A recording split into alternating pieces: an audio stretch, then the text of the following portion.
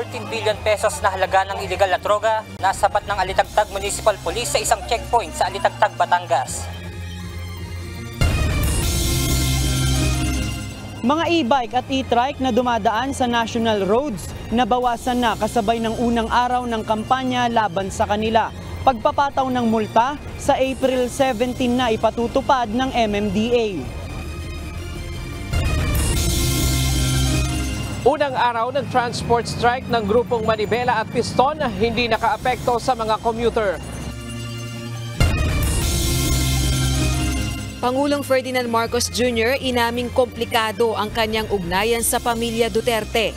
Pahayag ng kampo ni dating Pangulong Rodrigo Duterte kaugnay ng Gentleman's Agreement, panay palusot umano. Armed Forces of the Philippines hindi makikinig sa mga panawagan na bawiin ang suporta kay Pangulong Ferdinand Marcos Jr. Philippine National Police nanawagan na huwag silang idamay sa isyu sa politika.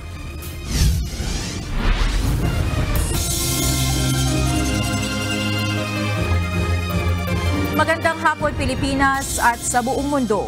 Una sa ating mga balita.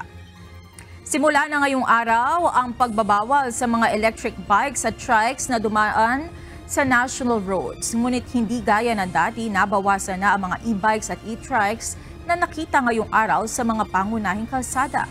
Ayon sa MMDA, sa April 17 pa sila magpapataw ng multa sa mga violator. Ito ang balita ni JP Nunez, live. JP, marami bang violators ang nasita ng MMDA kanina sa pagbabawal sa mga e-bike at e-trikes na dumaraan ngayon sa national roads? Monica, wala pang bilang na galing sa Metropolitan Manila Development Authority o MMDA dahil nga ayon sa kanila ngayong araw ay hindi pa naman sila mag-i-issue ng violation ticket doon sa mga e-bike at e-trike na dadaan sa national road. At nagdesisyon nga ang MMDA na hihigpitan o maghihigpit doon sa mga dadaan sa national road ng mga e-bike at e-trike sa April 17 na.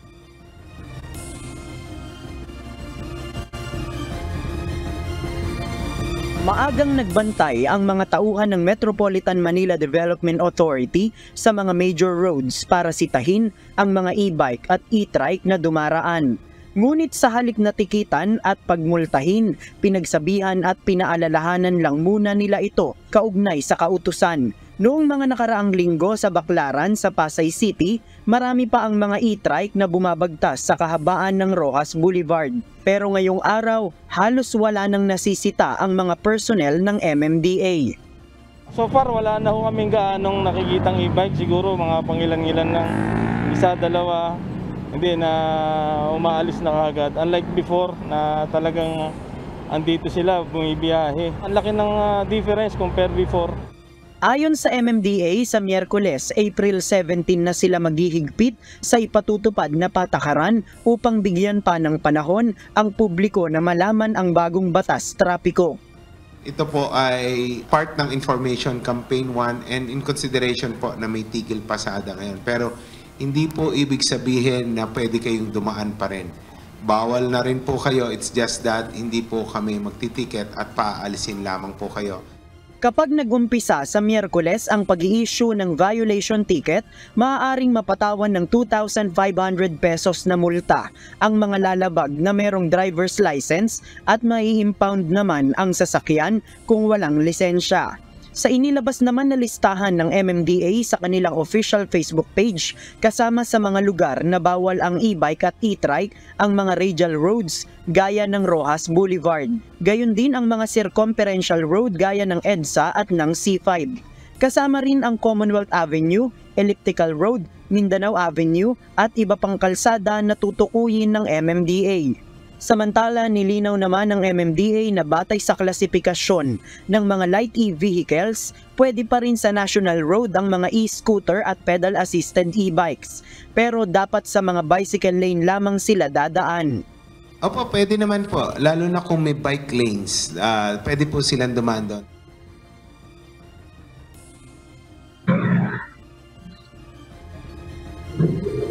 Monica, nakikiusap ang MMDA na kahit na hindi pa sila mag-i-issue ng violation ticket, ay wag namang abusuhin ng mga gumagamit ng e-bike at ng e-trike na dadaan pa rin sila sa national road. Dahil nga epektibo na ito nga patakaran na ito ngayong araw, at binigyang din nga ng MMDA na itong patakaran na ito ay paraan para maiiwas sa aksidente yung mga e-bike at saka e-trike users doon sa mga national road kung saan dumadaan yung mas mabilis na mga sasakyan. Sa ngayon, yan muna ang ating latest live mula dito sa Pasig City. Balik sa iyo, Monica. Maraming salamat, JP Nunez. Kapwa dumestansya ang Armed Forces of the Philippines at Philippine National Police sa panawagang bawiin ng suporta kay Pangulong Ferdinand Marcos Jr. Giit ng AFP at PNP, ang katapatan nila ay nasa konstitusyon at taong bayan lamang. Ito ang balita ni Lea Ilagan. Please withdraw your support to the Chief Executive. Pag po nag-withdraw kayo ng suporta sa kanya, ibig sabihin, sinusuportahan nyo ang probisyon sa saligang batas na to protect the people and the state. Hinikayat ni Davao del Norte 1st District Representative Pantaleon Alvarez ang Armed Forces of the Philippines na bawiin ang suporta sa Pangulo ng Bansa. Sa isinagawang political rally sa Tagum City, Davao del Norte kagabi, sinabi ni Representative Alvarez na ito ang dapat na tugon sa nangyayari ngayon sa West Philippine Sea. Wala akong makita na nakalagay sa saligang batas na sinasabi the Armed Forces of the Philippines shall protect the Commander-in-Chief. Wala po. Ang nakalagay sa saligang batas ganito: the Armed Forces of the Philippines shall protect the people and the state. Ngunit ang Armed Forces of the Philippines, sinabing nananatili silang profesional tapat sa konstitusyon. Sinabi pa ni Colonel Padilla, ng kanilang sinumpaang tungkulin ay protektahan ang taong bayan. Ayaw rin makisawsaw sa politika ng Philippine National Police. Pakiusap ng tagapagsalita ng pambansang pulisya, huwag na silang idamay sa anumang hindi pagkakaunawaan ng kasalukuyan at nagdaang administrasyon. The part of the PNP po will be loyal to the Constitution, at ang ating pong loyalty ay nasa ating mga kababayan po, at let us spare po yung uniform personnel sa mga ganito pong mga usaping political po. Pag-aaralan na rin ng legal team ng PNP kung maituturing na seditious ang mga naging pahayag ng mambabatas. But for now po ay hindi po tayo muna hantong sa mga ganyang usapin po, dahil sabi ko nga ay we will see, we will monitor po kung ano pong magiging sitwasyon po in terms of peace and security po. Nanindigan pa si Colonel Fajardo na nananatiling apolitical at non-partisan ang Philippine National Police. Lea Ilagan, UNTV, News and Rescue. Diyos ang aming sandigan, serbisyo publiko ang aming pinahahalagahan. Muling binatiko si dating Pangulong Rodrigo Duterte ang pagsusulong ng charter change o CHA-CHA sa bansa. Ayon sa dating Pangulo, ang pangunahing layunin umano ng pagbabago ng saligang batas ay upang palawigin ang termino ng kasalukuyang administrasyon. Ito ang balita ni Lane Moreno. Karon naghimo sila bag-ong konstitusyon, muna gitawag og CHA-CHA, constitutional change. Pagpapalawig sa termino ng kasalukuyang administrasyon, ito ang paniniwala ni dating Pangulong Rodrigo Duterte sa mga ginagawang hakbang ng mga mambabatas para mapabilis ang pagsusulong ng charter change o CHA-CHA. Sa maisog prayer rally sa Tagum City, Davao del Norte kagabi, sinabi ng nakatatandang Duterte na ang tunay na layunin sa likod ng pagbabago sa saligang batas ng Pilipinas ay hindi para sa kapakanan ng ekonomiya, kundi palawigin ang panunungkulan ni Pangulong Ferdinand Marcos Jr. Bino, ibaw gagpod sa ilang alisdan, kanirang Section 4, and then the President and Vice President shall be elected by the vote of the people for a term of 6 years. Kwaon lang nila ng term of 6 years. Ilan lang ang kwaon? For a term of 6 years. Antod sa ilang kamantayan. Binasa pa ni Duterte ang saligang batas ng bansa kung saan batay sa nakasaad doon, 6 na taon lang ang panunungkulan ng Presidente at Vice Presidente ng Pilipinas. The President shall not be eligible for any re-election. No persons who has succeeded him as Vice President and has served for such as more than 4 years shall be qualified for election to the same office.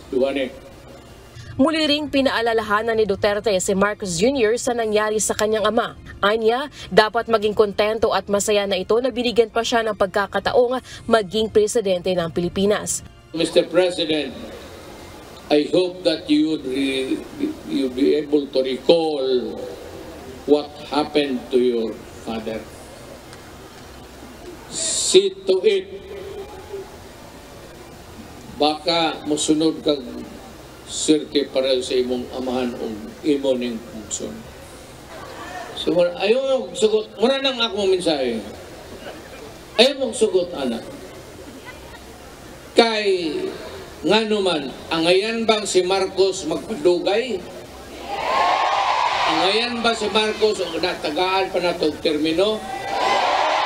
Unsa may rason, unsa may iyang abilidad, Mr. President, be happy and finish your term for 6 years. Makontento ka na dyan at binigyan ka ng panahon ng Panginoong Diyos na kapagsilbi sa ating bayan as President. Despite or in spite of the fact ng history ninyo, pagbaba ng tatay mo, hindi maganda. And yet, ang Pilipino, binigyan kayo ng pagkaintindi o gipasaylo. Kagabi, libo-libo mga taga-suporta ni Duterte ang dumalo sa Maisog Prayer Rally sa Davao del Norte Sports Complex sa Tagum City. Kasama sa nagpakita ng kanilang suporta sa dating Pangulo ay sina Davao City Mayor Sebastian Baste Duterte, dating House Speaker at ngayon Davao del Norte 1st District Congressman Pantaleon Alvarez, dating Presidential Spokesperson Harry Roque at former Executive Secretary Attorney Vic Rodriguez. Binatikos din ng mga ito ang umano'y hindi makatarungang 60-day suspension ni Davao del Norte Governor Edwin Jubahib pagsusulong ng People's Initiative ang pangabanggera sa China dahil sa issue ng West Philippine Sea at ang imbestigasyon ng International Criminal Court sa war on drugs ng nakaraang administrasyon. Pinabulaan na naman ng 10th Infantry Division ang napaulat na pinulot umano ang mga tropa ng militar na nakabantay sa rally kagabi sa Tagum Sports Complex dahil sa utos ni Presidential Assistant for Eastern Mindanao, Leo Tereso Magno. Sa inilabas na statement ni 10th Infantry Division Commander Major General Alan Hambala, desisyon niya na tanggalin ang tropa ng militar sa rally dahil tungkulin umano ng mga pulis na magpatupad ng seguridad sa lugar at hindi ang mga sundalo. Lalaine Morano, UNTV News and Rescue. Diyos ang aming sandigan, serbisyo publiko ang aming pinahahalagahan.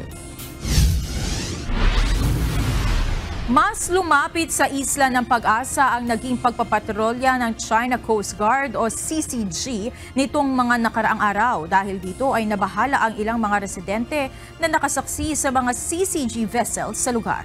Ito ang balita ni Andy Pagayon.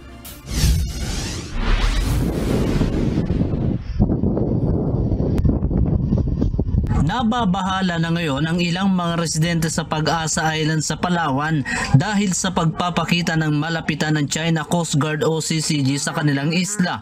Sa video post ng isang netizen sa Pag-asa Island, kitang-kita ang paglapit ng isang China Coast Guard vessel sa lugar.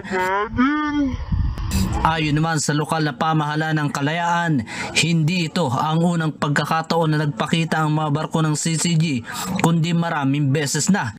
Actually po, maraming beses na po ito nangyari at sa matter of fact po, yung presensya ng ating Chinese Coast Guard sa Isla ng Pag-asa na ay halos everyday na ho yan na nagiging parte ng buhay at saka maituturing po natin na natural na sa mga residente po natin sa Pag-asa. Ang kaibahan lamang umano ay mas malapit ito kumpara sa nakalipas na pag-iikot nito sa lugar. Mas malapit po naging yung pag-ikot ng Chinese Coast Guards po doon sa ating isla. So when I say malapit, ibig sabihin halos nasa bahura ho ng Isla ng Pag-asa itong mga vessel po ng Chinese Coast Guards. Hindi rin makapalaot ng malayuan ang mga mangingisda sa kanilang lugar dahil na rin sa mga dambuhalang barko ng China. Ngunit ayon sa LGU, mayroon naman silang ibinibigay na suporta para sa kanilang mga residente. Samantala, isa naman si Tatay Ernesto sa nangingisda sa West Philippine Sea na nakaranas na madaanan ng malapitan ang warship ng China. Warship, yan. Minsan magdaan yan magabi. Makita man namin yung ilaw nilan. Yung mga nakapula. Kami rin, ilaw rin kami pula. Nadaan lang sila, lapit-lapit lang. Mga warship to Kwento nito, takot ang kanilang nararamdaman sa tuwing dadaanan sila ng warship ng China dahil baka banggain sila ng barko nito. Delikado talaga kay may baka bungguan ka ba? Ganun, baka bungguan ka magabi.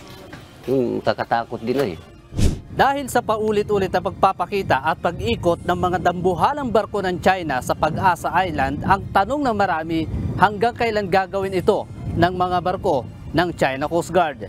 Mula dito sa Palawan, Andy Pagayona, UNTV News and Rescue. Diyos ang aming sandigan, serbisyo publiko ang aming pinahahalagahan.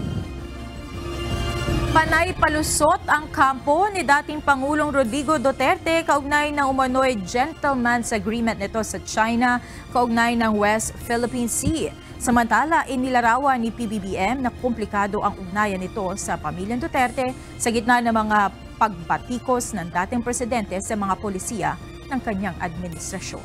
Ito ang balita ni Rosalie Cos. These are very simple questions. But I'm finding a great deal of difficulty finding answers for them because I hear one thing and another thing and another thing and another thing. It's all very maraming palusot, in other words.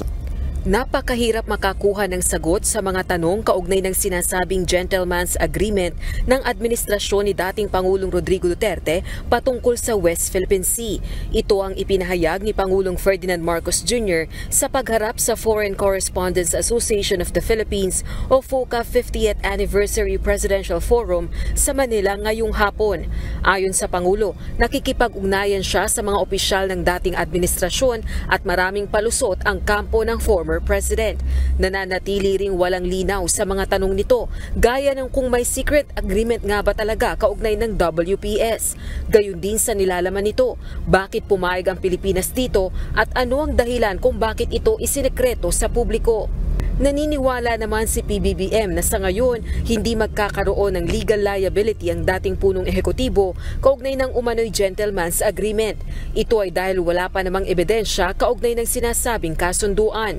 I cannot see how there could possibly be a legal liability. There is no evidence of any agreement. Okay. Is there a document that is signed? I'd love to see it. Samantala, iginiit ni PBBM na wala itong planong magdagdag pa ng Enhanced Defense Cooperation Agreement o EDCA sites sa gitna ng umiigting na agresyon ng China sa West Philippine Sea.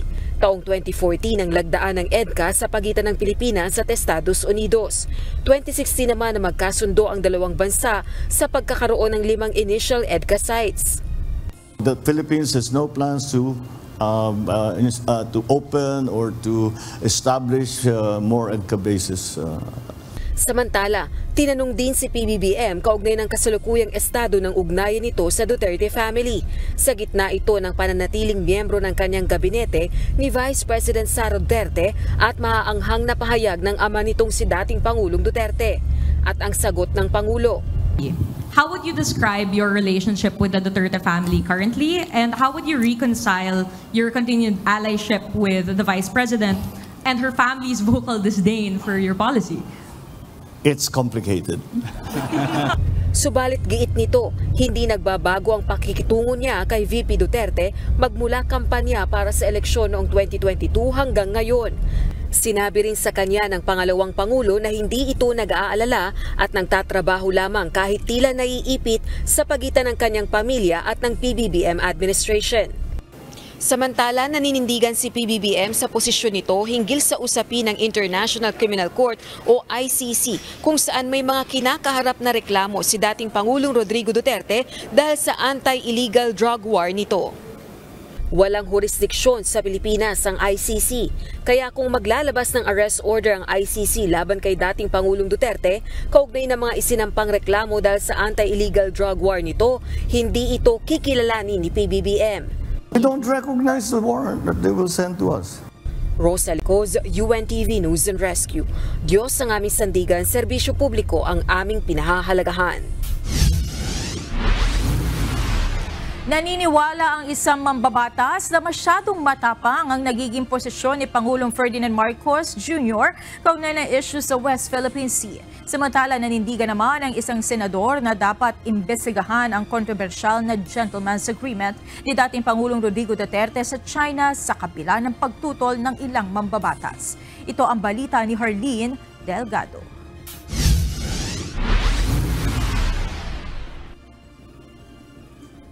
Masyado akong natatapangan sa presidente natin, sa mga desisyon niya.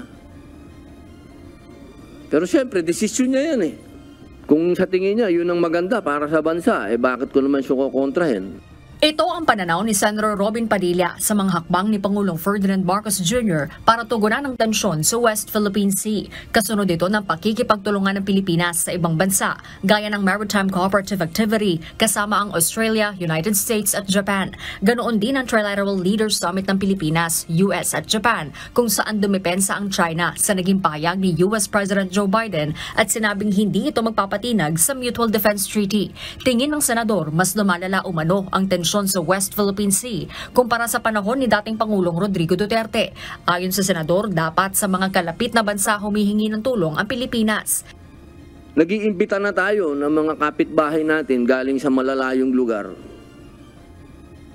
na sana inayos muna natin yung mga kapitbahay natin. Pwede naman tayong humingi ng saklolo doon sa ASEAN kasi yun ang malapit sa atin. Pero ang desisyon ng ating Pangulo ay humingi siya ng tulong doon sa nasa Europa, nandoon sa Amerika, at yung Japan, desisyon niya yun. Siya ang arkitekto ng foreign policy natin, so okay. Pero kung ako ang tatanungin ninyo, sana hindi na umabot doon. Hinihimok ngayon ng senador ang Pangulo na ipaliwanag sa publiko ang ginagawa nitong hakbang kaugnay ng West Philippine Sea at posibleng epekto nito sa bansa. Hindi ito ang oras. Lalo na sa mga oras na to na magpakita pa tayo ng pagkontra sa presidente. Siguro hindi itong oras na maging divided tayo. Ito ang oras na magpaliwanag ang Malacanang sa kanyang mga ginagawa para mas maintindihan ng taong bayan kung ano itong mga drastic decisions na ginagawa nila. Kailangan alam ng taong bayan kung ano ang pwede nating harapin dito. Punto pa ni Senator Padilla, ipatawag na lang ni Pangulong Marcos si dating Pangulong Duterte para pag-usapan ng issue sa Gentleman's Agreement at maglabas ng isang pahayag imbes na idaan pa sa pagdinig sa Senado. Siguro ako lang po, hindi lahat ng bagay naman kasi kailangan natin ipaalam pa sa taong bayan, lalo na itong national security na to.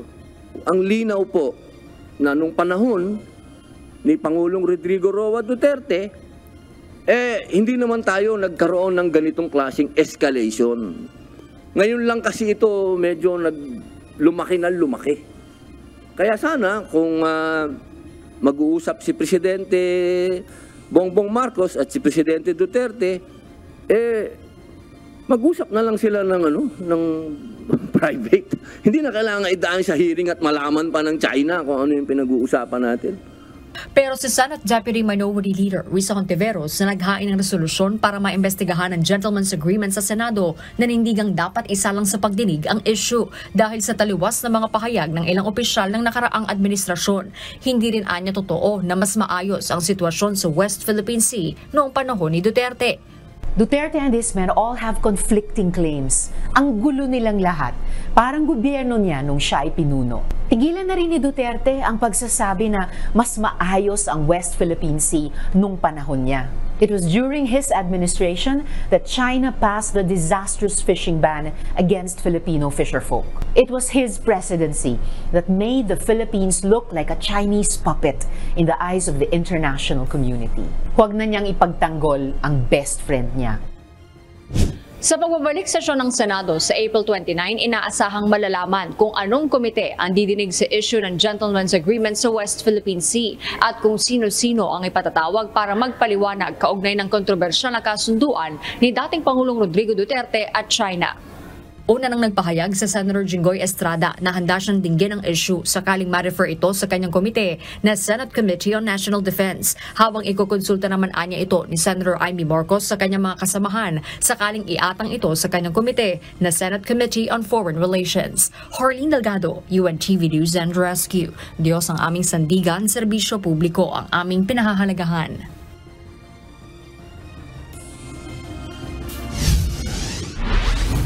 Narito naman ang mga balita sa iba't ibang panig ng mundo na ihahatid ng ating global correspondent na si Mariel Latoza mula sa Perth, Australia.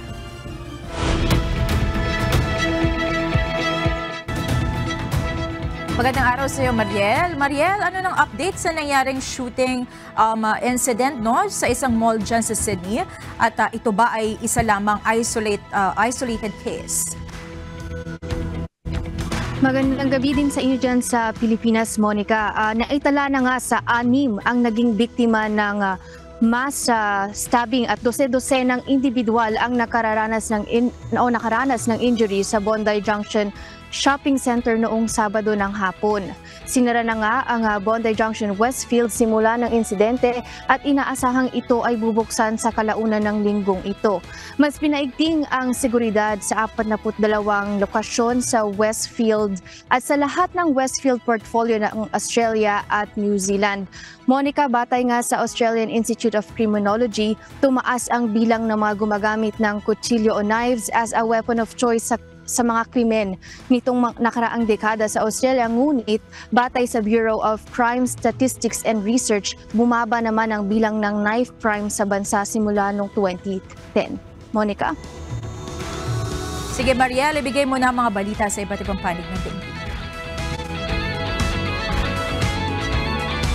Tila target ng lalaking nanaksak sa isang Sydney shopping center sa Australia ang kababaihan ayon sa Australian Police. Tinukoy ang lalaking si Joel Cauchi, 40 taong gulang at napatay ng pulisya sa operasyon. 5 sa 6 na taong nasawi ay mga babae, samantalang kabilang sa mga nasugatan ay isang sanggol. Batay sa mga otoridad, pinaghihinalaang may kinalaman sa mental health ang ginagawang pag-atake. Ginigiit ng Iran na nagbigay sila ng babala sa ilang kalapit na bansa at Estados Unidos sa gagawing pag-atake sa Israel. Nagbabala naman si United Nations Secretary General sa maaaring idulot ng lumalawak na giyera sa Middle East. Ito ang balita ni Sonny Cos. The Middle East is on the brink. Neither the region nor the world can afford more war. Hindi nakakayanin ng mundo kung madaragdagan o lalala pa ang mga giyera. Ito ang babala ni United Nations Secretary General Antonio Guterres matapos atakihin ng Iran ang Israel. Ayon kay Guterres, hindi na ito ang panahon upang dagdagan pa ang mga nararanasang sigalot sa Middle East.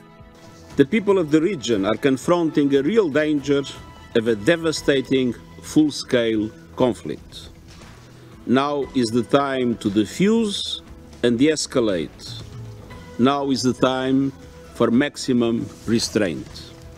Samantala, iginigiit ng Iran na nagpadala sila ng babala sa mga opisyal ng mga kalapit na bansang Turkey, Jordan, Iran at maging sa Estados Unidos sa gagawing pag-atake sa Israel.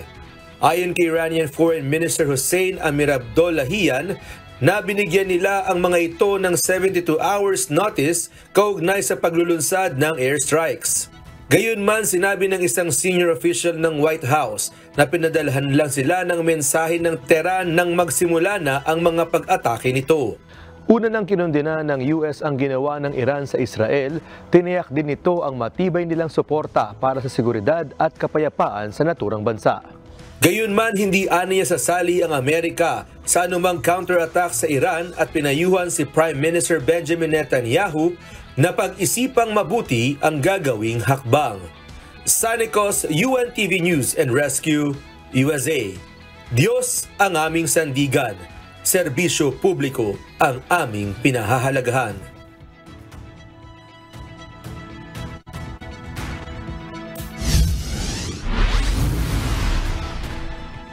At yan ang mga balita mula sa iba't ibang panig ng mundo. Mula rito sa Australia, ako si Maria Latoza. Magandang gabi. Hindi naapektuhan ang pampublikong transportasyon sa unang araw ng tigil pasada ng Manibela at Piston.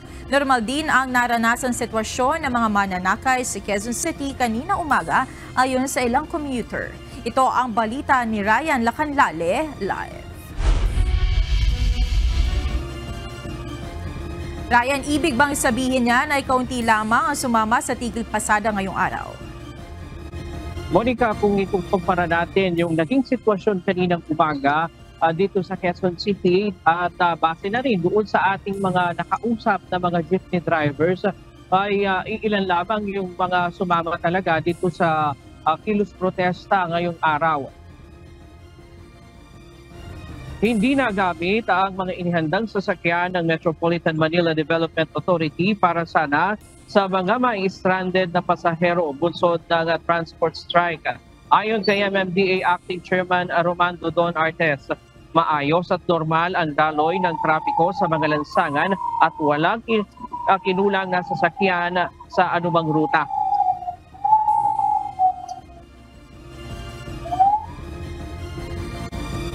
In fact, wala pa po tayong na-deploy na libreng sakay. Si Cecil De Jesus na galing pa ng San Mateo Rizal, inagahang pumasok ngayong araw sa pag-aakala na makikipag-agawan sa sasakyan. Pero pagdating niya sa may Pilcoa ay marami namang mga pumapasadang mga jeep. Ganito din, marami ding tao, pero pag mamaya lalo, pag medyo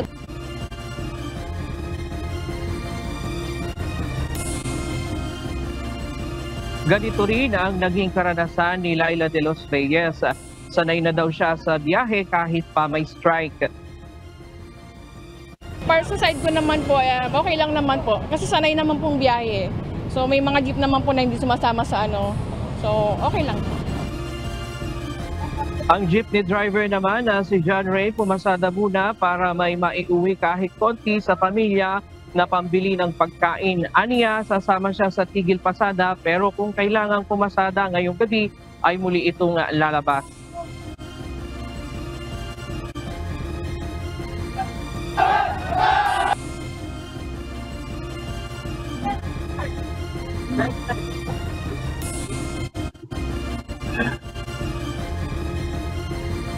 Para naman sa grupong Manibela, naging matagumpay ang unang araw ng kanilang kilos protesta. Katunayan niyan, maraming paaralan ang nagsuspindi ng face-to-face classes ngayong araw.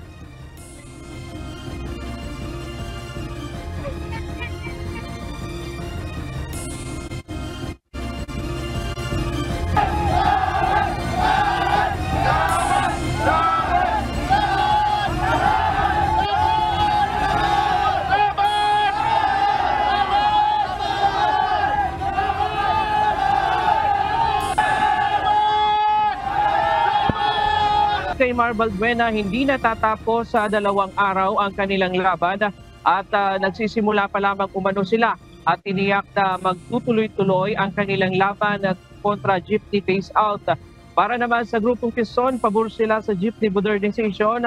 Ang ayaw lamang nila ay sa consolidation program ang pagbawi sa mga individual na prangkisa.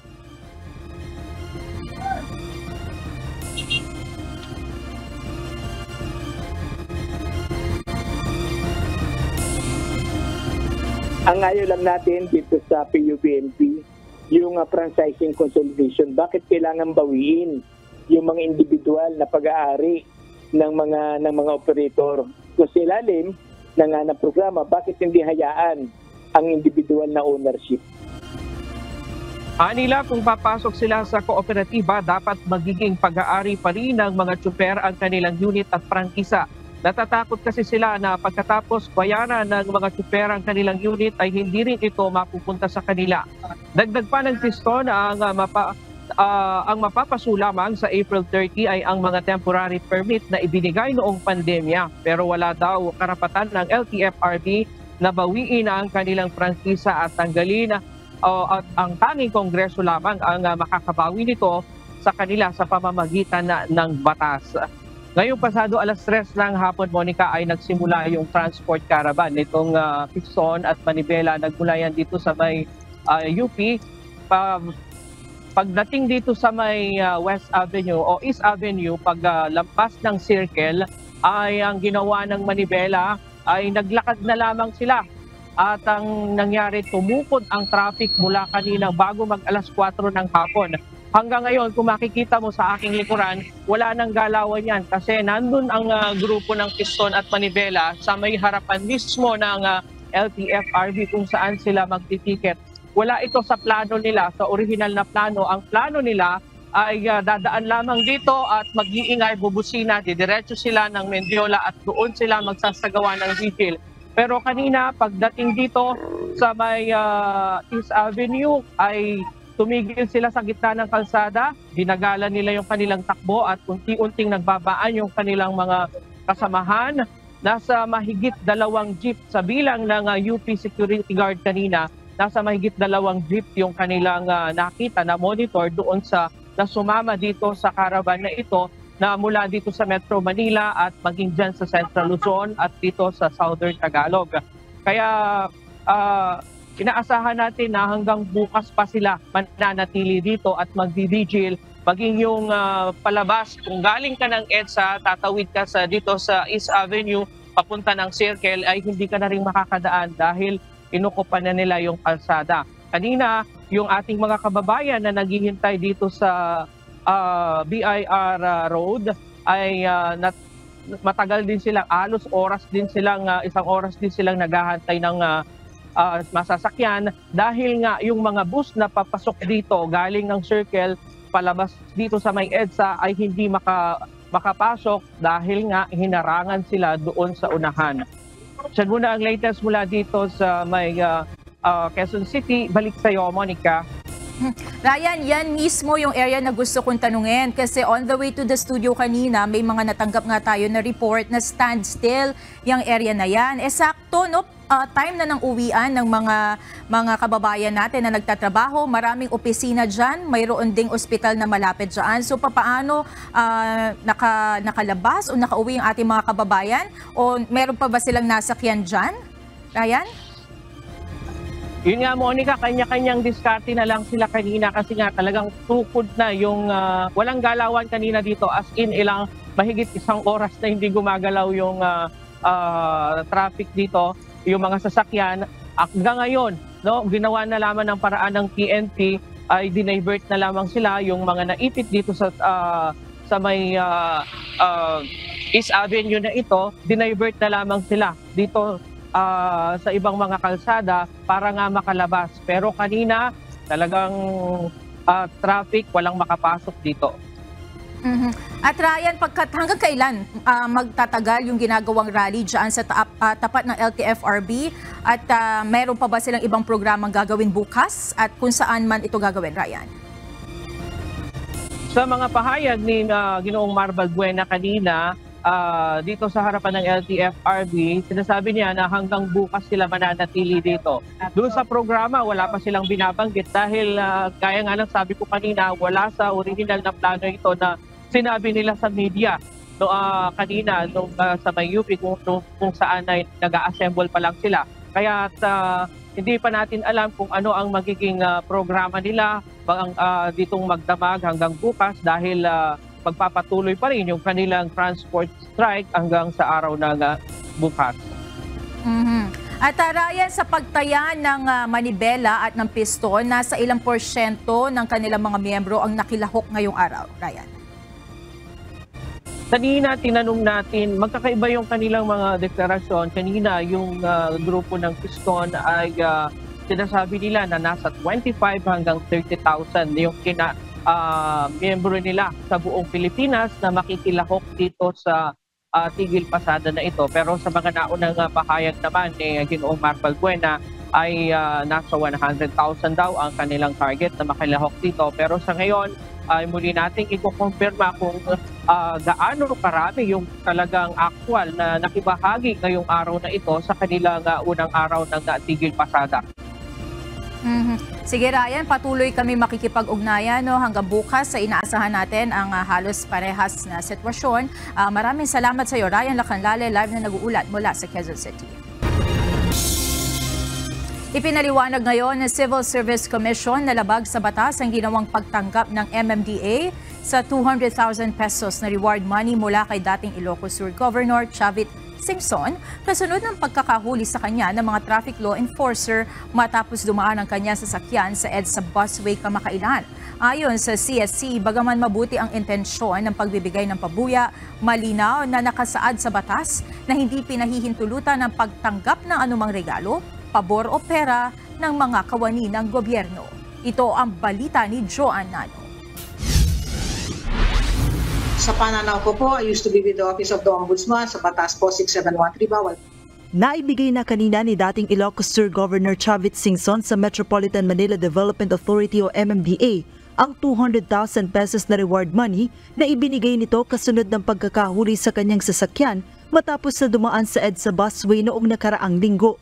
Ayon kay Singson, ibinigay niya ang pabuya sa MMDA bilang pasasalamat at pagkilala sa magandang performance ng mga traffic law enforcer na ani talagang nagpapatupad ng batas.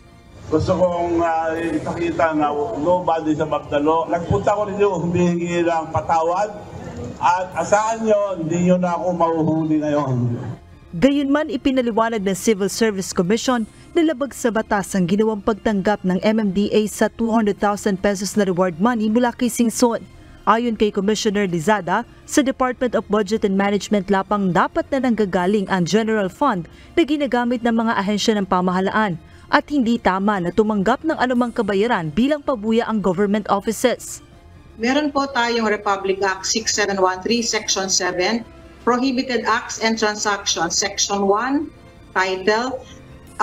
Ito ho ay ang Code of Conduct and Ethical Standards for Public Officials and Employees. So ang Section 7 po, sinasabi, and I'd like to read it, solicitation or acceptance of gifts. Public officials and employees shall not solicit or accept, directly or indirectly, any gratuity, gift, favor, entertainment, loan, or anything of monetary value from any person in the course of their official duties or in connection with any operation being regulated by or any transaction which may be affected by the functions of their office. Dagdag pa ng CSC Commissioner, bagaman mabuti ang intensyon ng pagbibigay ng pabuya ni Singson, maaaring hindi umano alam ng MMDA na ipinagbabawal ito ng batas. Kung marami hong magbabiolate, ay magbibigay ho sila ng pera kasi nagpapasalamat dahil hinuli sila at anong gagawin ay i-deposit sa GF. So try to imagine there will now be another source of money coming in na dapat hong hindi. Kasi po, sila po ay bayad na, yung mga enforcers, bayad na po sila ng taong bayan. Bayad na po kami ang aming sweldo ng taong bayan. And you do not have to reward us for doing our work. Nauna nang tiniyak ni Chairman Romando Artes na mapupunta sa General Fund ng MMDA ang nasabing donasyon at hindi ipamamahagi sa sinumang grupo o individual. Joanano, UNTV News and Rescue. Diyos ang aming sandigan, serbisyo publiko ang aming pinahahalagahan. Sisimulan na bukas ang Land Transportation Office ang distribusyon ng driver's license na nakaimprenta sa plastic cards. Kanina na i-deliver na sa LTO Central Office ang karagdagang 1 milyong supply ng plastic cards. Paalala ng ahensya, sundin lamang ang ibinigay nilang schedule para sa renewal ng driver's license na nakapaskil sa kanilang official social media accounts. Nauna nang binawi ng Court of Appeals ang preliminary injunction na inilabas sa Quezon City Regional Trial Court na pumipigil sa delivery ng plastic cards sa LTO bunsod ng reklamo ng natalong bidder. 2 tonelada ng shabu na nagkakahalaga ng 14 billion pesos ang nasabat ng Philippine National Police sa checkpoint sa bayan ng Alitagtag, Batangas. Ayon kay Interior and Local Government Secretary Benhur Abalos, ito na ang pinakamalaking drug haul sa kasaysayan ng bansa. Ito ang balita ni Benedict Samson. Ito na siguro ay makasaysayang pinakamalaking huling droga sa kasaysayan ng ating bansa. Itinuturing ng Department of Interior and Local Government o DILG na pinakamalaking huli itong drogang nasabat sa isang van na nasita sa PNP checkpoint sa barangay Pinagkurusan, Alitagtag, Batangas kaninang alas 8 ng umaga. Ayon kay DILG Secretary Benjamin Abalos Jr., tinatayang nasa 2 tonelada ang nasamsam na methamphetamine hydrochloride o shabu at tinatayang may halaga nga abot sa 14 billion pesos. Lumalabas sa initial screening test na kinonduct ng PIDEA na ang confiscated ay na mga drugs ay nag-test ng positive sa methamphetamine hydrochloride. Dahil sa matagumpay na pagkakasabat ng mga illegal na droga, binigyan naman ni DILG Secretary Abalos ng spot promotion ang team leader na nanguna sa operasyon. Gusto kong pasalamatan ng gusto ang team leader nito at bibigyan ko siya ng spot promotion. On this day, you are now promoted, no? Spot promotion dahil sa kagalingan ginawa mo, sa katapangan mo, and of course, sa katapatan mo sa iyong tungkulin. Hindi ka nasilaw, hindi mo tinago ito, hindi mo binawasan buong buo ang droga. Congratulations, we're so proud of you. Mula sa pagiging police captain ay na-promote bilang police major ang team leader na si Luis De Luna. Pansamantala ay wala munang ibinigay na detalye ang DILG at ang Philippine National Police kung saan ito galing at kung saan ito dadalhin. Ngunit tiniyak naman ng kalihim na maayos ang magiging inventory at inaasahan din na mabilis itong sisirain. For me, what is important right now ay ma-inventaryo kagad ito, idaan sa tamang proseso at immediately i-destroy kagad ito, sirain kagad ito, sunugin o ano kaagad. Ito po ang tinatawag natin focus talaga. Focus po dun sa paghuli ng drugs. Ang pangako po namin ni SID to our President, we want to have 100% drug-free community po. Hawak naman ngayon ng mga polis ang naarestong suspect na maharap sa kasong paglabag sa Republic Act 9165 o ang Comprehensive Dangerous Drugs Act of 2002. Benedict Samson, UNTV News and Rescue. Diyos ang aming sandigan, serbisyo publiko ang aming pinahahalagahan. Gaya ng inaasahan, hindi na nabigay pa ng extension ng Bureau of Internal Revenue para sa deadline ng paghahain ng taunang income tax return o ITR. Ito ang balita ni Jed Neresina live. Jed, marami pa ba ang humabol sa filing ng ITR dyan sa BIR office na iyong pinuntahan? Monica, dito nga sa Regional Office 8B South NCR ng BIR sa Makati City, kaunti na lang ang naabutan natin o nakita nating mga humabol sa deadline ng filing ng ITR ngayong araw. Ayon kay Bureau of Internal Revenue o BIR Commissioner Romeo Lamagi Jr., nasa 200,000 o less than 5% na lang ang kanilang inaantay na maghahain ng income tax return o ITR ngayong araw. 95% so far have already submitted, so we're expecting only less than 5%. Monica, umaasa ang BIR Commissioner na maaabot ang 100% na mga taxpayer na makakapag-file ng ITR, ngunit dagdag ni Commissioner Lumagi na hindi aniya maiiwasan na may mga mahuhuli pa rin na hindi makakapag-file. Kaya nagpaalala siya sa penalty na ipapataw sa mga di aabot ngayong araw. Merong surcharge and interest kapag hindi umabot today. Kaya naman we always reminded. Ang surcharge is 25%, interest of 12%. Malaki-laki din. Per annum naman yun. Bukod dito, target ng BIR na gawing digital ang lahat ng transaksyon sa ahensya. Ito ay upang mas mapadali ang proseso ng pagbabayad ng buwis ng ating mga kababayan.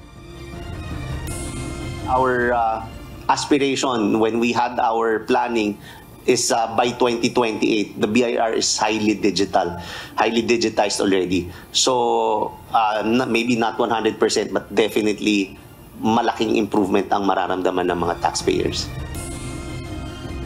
Ngayong taon nga, nais ng BIR na maabot ang 3.055 trillion collection target na 21% na mataas kumpara sa 2.6 trillion target noong 2023. Ayon kay Commissioner Lumagi, sisikapin ng ahensya na maabot ito, kaya pinaiigting nila ang iba't ibang hakbang upang masiguro na ang lahat ay nakakapagbayad ng tamang buwis. Po dito, again, ang masasabi po natin, lahat po ng pamamaraan ay gagawin po natin. That's why we're very aggressive on improving taxpayers' compliance, on taxpayer service, in the hopes that, of course, magkakaroon sila ng mas mapapadali, at pag napadali, mas magko-comply ang ating mga taxpayers. And we are also aggressive on our enforcement activities. Patuloy na nagsisikap ang ahensya na gawing mas madali ang proseso ng pagbabayad ng buwis para sa ating mga kababayan nang sa ganon ay mabawasan ang mga dahilan kung bakit ang iba ay hindi nakakapagbayad. Monica, paliwanag nga ni Commissioner Lumagi Jr. kanina, nakatulong din ang improvement ng kanilang mga online transactions dahil mas napadali nga nila ito o mas napadali ng online transactions ang mga transaksyon sa ahensya. Dagdag pa ni Commissioner na kaunti na lang naman ang mga manual na nagpa-file dito sa BIR na siyang hinihimok nila o sinisikap nila ang maengganyo na gumamit na nga ng online. Ayan muna ang update. Balik sa'yo, Monica. Maraming salamat, Jed Neresina. Sa unang pagkakataon, napasok ng Commission on Elections sa COMELEC ang kampo at headquarters ng Moro Islamic Liberation Front o MILF sa Darapanan, Sultan Kudarat para magsagawa ng voter registration. Nagpasalamat naman ang Chief Minister ng Bangsamoro Region sa hakbang na ito ng gobyerno. Ito ang balita ni Dante Amento, live. Dante, kumusta ang registration ay dinao sa kampo ng MILF at regular na bang gagawin ang pagrerehistro ng mga botante dyan? Magandang gabi, Monica. Alam mo, Monica, madalas din naman tayong nagko-cover pagka mayroong voter registration. Pero kanina, nakita natin napakarami nating mga kababayan ang dumagsa doon sa isinagawang voter registration. Kasi hindi lang naman ito, Monica, exclusive lamang sa mga miyembro ng Moro Islamic Liberation Front. At batay sa ating nakuhang impormasyon, ngayong araw ito, Monica, at tatagal bukas.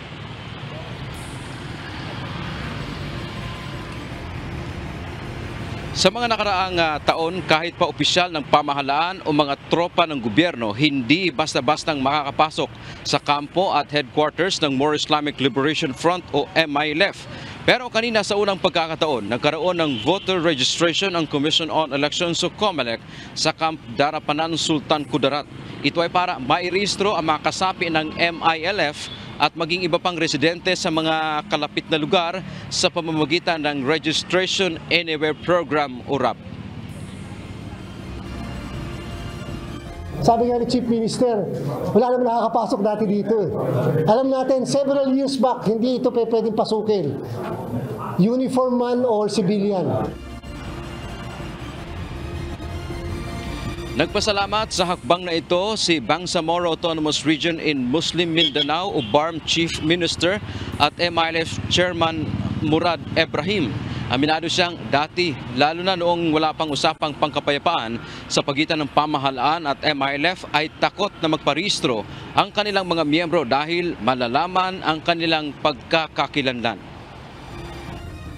Isa sa mga rason kung bakit hindi makapunta ng presinto yung mga at saka registration area, yung mga combatant, ay dahil takot sila na pumunta ng ayaw nila na ma-intercept sila. So, yun ang isang mga rason. So ngayon, open na kasi yung pag-register, hindi na lang doon sa ibang area, kundi dito na mismo sa kampo. Naniniwala naman si COMELEC Chairman George Erwin Garcia sa dami ng mga nagparehistro, nagpapakita ito ng interes hindi lang ng MILF na makaboto kundi lahat ng residente ng BARM sa halalan. Sa Camp Darapanan Palanganya ay nasa 5,000 ang maaaring bumoto. Ang minabatyagan at ang monitor at ang tututukan ng COMELEC ang parliamentary election ng 2025 dito sapagkat napaka-promising yan. First time na magkakaroon ng halalan sa parlamento. And sabi nga ni Chief Minister, ito yung pagkakataon nila ng mga kababayan natin na makaboto. Di ba? At least makakapaghalal sila ng mga representante nila mismo sa parlamento. Dagdag naman ni Ibrahim, inaasahan na mas marami ng miyembro ng MILF ang makaboboto sa 2025 elections, partikular na sa unang parliamentary election sa BARM sa May 12, 2025 kasabay ng national and local elections. Already accept the reality na kailangan ng magkaroon ng election sa BARM. So kaya we are preparing all our yung lahat ng kailangan namin na i-prepare, yung political party namin, yung mga lahat ng related sa election para this coming election ay talagang kasali na ang lahat ng Bangsamoro. Maging siya ay nasa panig ng gobyerno o nasa panig ng MILF ay sasama na sa election. Una nang nanawagan si Pangulong Ferdinand Marcos Jr. sa mga lider ng Bangsamoro na tiyaking ligtas ang parliamentary election sa kanilang lugar. Ayon naman kay Chief Minister Murad Ibrahim, pinaghahandaan nila ang halalan sa kanilang lugar. Monica, bukod nga dito sa kampo at headquarters ng More Islamic Liberation Front dyan sa Camp Darapanan, ay pumunta din kanina ang Commission on Elections o COMELEC sa Camp Abu Bakar. Ito yung kampo dati ng MILF way back 2000 pero nagkaroon nga ng nakuha ito ng militar. So sa ngayon, ang namumuno dito ay mga tropa na ng ating gobyerno pero nandoon pa rin naman ang mga kasapi ng MILF, katuwang na ng ating pamahalaan sa pagbabantay. At kanina ay dumalo din si dating AFP Chief of Staff at Secretary na ngayon ng Advisor, Office of the Presidential Advisor sa Peace and Reconciliation na si Secretary Galvez at i-turn over niya yung naging resulta ng plebisito dito sa BARM, partikular na yung paglilikha ng 8 bayan dito sa Bangsamoro at sinabi na ni Galvez na umaasa siya na kung gaano kapayapa yung isinagawang plebisito noong Sabado dito sa Bangsamoro ay ganun din kapayapa sana ang mangyayaring 2025 parliamentary elections dito sa Bangsamoro. Yan ang ating update mula dito sa Cotabato City. Balik sa Monica. Maraming salamat, Dante Amento. Good news para sa lahat ng BTS fans. Gumawa ng bagong Instagram account ang BTS Magnet member na si Jungkook para sa kanyang alagang aso na si Bam. Unang inanunsyo ni Jungkook ang pagbubukas ng bagong IG account para sa alaga sa pamamagitan ng kanyang post sa social media account na Weverse kagabi. Pinangalanan ni JK ang IG account ng kanyang alaga na Bow Wow Bam at may description na Bam's dad. Si Bam ay isang Doberman na breed ng aso. Sa ngayon ay mayroon ng mahigit 3 million followers si Bam, kung saan nakafollow rin ito sa Instagram accounts ng iba pang BTS members at Big Hit Official.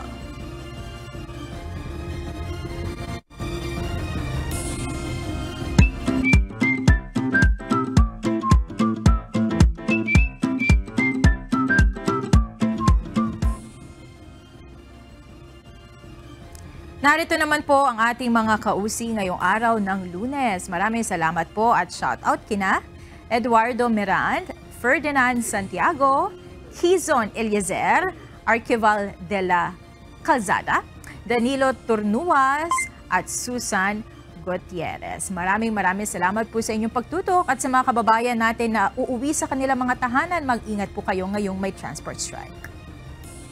Samantala, sa salita ng Diyos na ating sandigan mula sa aklat ng Kawikaan, Kapitulo 11, versikulo 28 na nagsasabi, "Siyang tumitiwala sa kanyang mga kayamanan ay mabubuwal, ngunit ang matuwid ay mamumukadkad na parang sariwang dahon."